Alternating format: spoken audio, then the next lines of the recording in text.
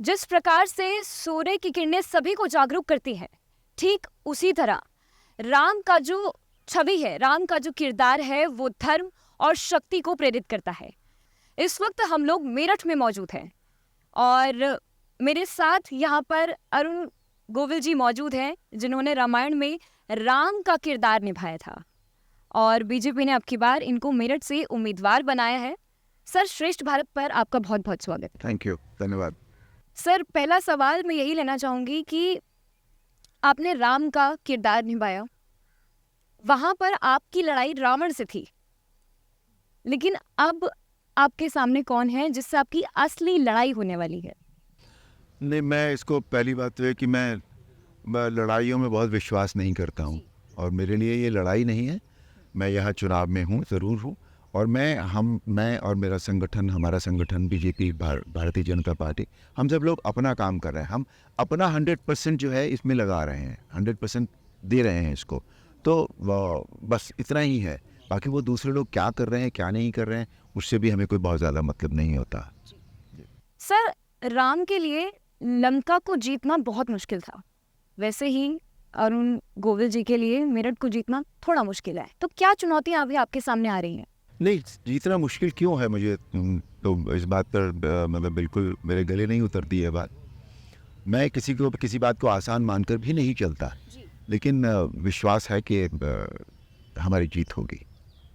और चुनौतियां तो थोड़ी बहुत तो हर चीज़ में होती हैं। जब हम कोई भी काम करने निकलते हैं तो उसमें कुछ बाधाएं आती हैं, कुछ चुनौतियां आती हैं, तो उनको ओवरकम तो करना ही होता है। उसी को तो कर्म कहते हैं।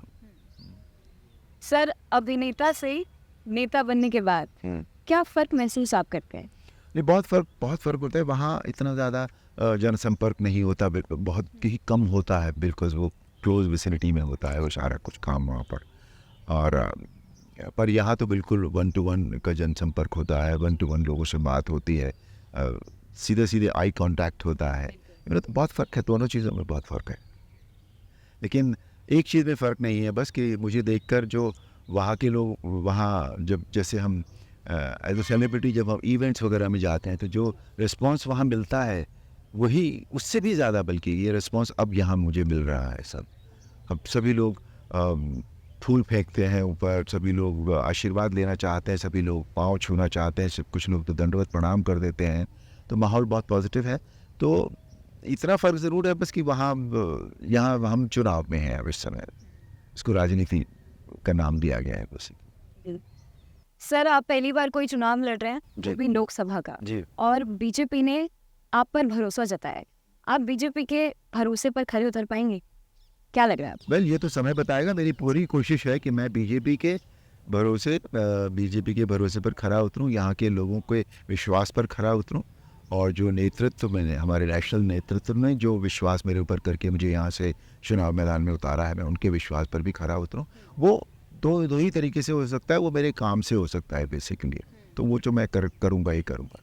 मेरठ के सिटिंग एमपी है राजेंद्र अग्रवाल जी, उनका टिकट काट के आपको टिकट दिया गया है। तो यहाँ का जो लोकल सपोर्टर है बीजेपी का, आपको लगता है उनका सपोर्ट मिलना थोड़ा सा? नहीं, मैं आपको बताऊं, उनका सपोर्ट भी मुझे मिल रहा है। और Rajendra Agrawal is such a fine human being. मैंने इस तरह का व्यक्ति नहीं देखा है कि उनका टिकट उनको न देकर मुझे टिकट दिया गया, लेकिन वो दिन रात, मतलब जब भी हम सुबह निकलते हैं कैंपेन से और शाम को रात को घर वापस आते हैं, वो हमेशा मेरे 24 घंटे मेरे साथ होते हैं। All the time he is helping me out. All the time he's been telling me things, and I'm getting enriched by his experience, by his guidance. He's a wonderful person. आपका जन्म जो है वो मेरठ में हुआ है। जी। आप भले 17 साल की उम्र में मुंबई चले गए थे, तो इस बीच आपका संबंध जो है वो मेरठ से थोड़ा सा छूट गया होगा। नहीं, मैं उसके जाने के बाद फिर मेरठ में रहा हूँ कई साल। हाँ, तो यहाँ तो की जनता आप पर भरोसा कैसे करे सर? भरोसा मेरे कहने पर कर सकती हैं। ठीक है, मेरी जो मैं जिस के लिए जाना जाता हूँ, मेरी मेरी मेरी जो छवि है वो एक बड़े ईमानदार से व्यक्ति की है, एक जिम्मेदार व्यक्ति की है। क्योंकि मैंने अब रामायण को ही देखिए, मैंने रामायण में जो मुझे मिला था, मैंने उसको बहुत सहेज कर रखा है। वो केवल एक जिम्मेदार और ईमानदार व्यक्ति कर सकता है। तो इसलिए उन्हें मुझ पर भरोसा है। I am very sure about it.